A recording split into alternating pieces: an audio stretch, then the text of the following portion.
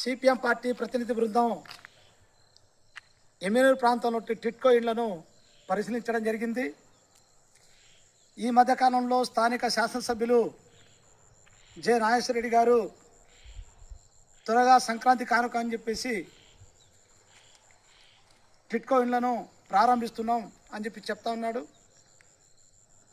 నేను కోరుతా ఉన్నా, ఈరోజు మేము ఈ ప్రాంతం అంతా పరిశీలిస్తే సంక్రాంతి కానుక ఇంకా సంక్రాంతి 3 రోజులు ఉంది. మీరు చూడండి, పరిశీలించండి.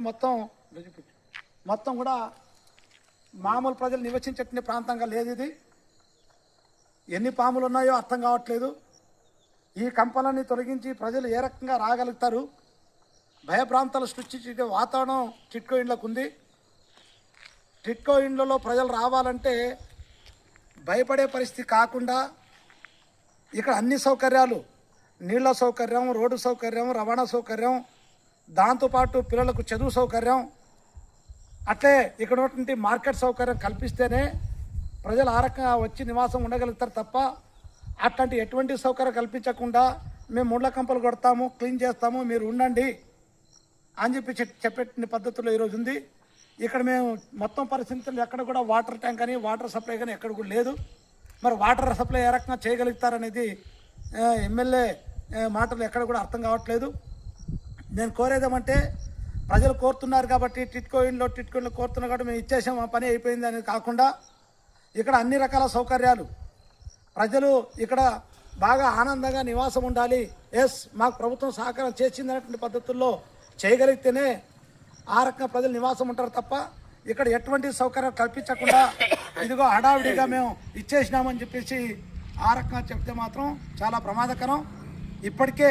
ఇప్పుడు వాళ్ళు చెప్పింది 2 బ్లాకులు మాత్రమే ఆ రకంగా చేస్తారనేది. ఏంటి ప్రభుత్వం ఇన్ని రోజులు ఏం చేసింది? దాదాపు 2 సంవత్సరాలు కావస్తుంది.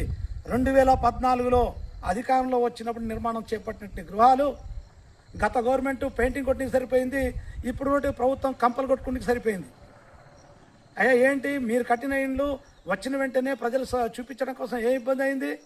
కనీసం వాటర్ సౌకర్యం కల్పించి ఈ పాటికి 2 సంవత్సరాలు అద్దెలు కూడా ఆ రకంగా మిగిలేది. ఇప్పుడేమంటే మళ్ళీ స్థానిక సంస్థల ఎన్నికలు వస్తాయి కాబట్టి హడావిడిగా చేసే పద్ధతి తప్ప శాశ్వతంగా ఇక్కడ ప్రజలు నివసించే పద్ధతుల్లో అన్ని రకాల సౌకర్యాలు కల్పించగలిగితేనే అప్పుడు శాశ్వతంగా గృహాలు ఇచ్చినట్టు తప్ప మరి కాదు.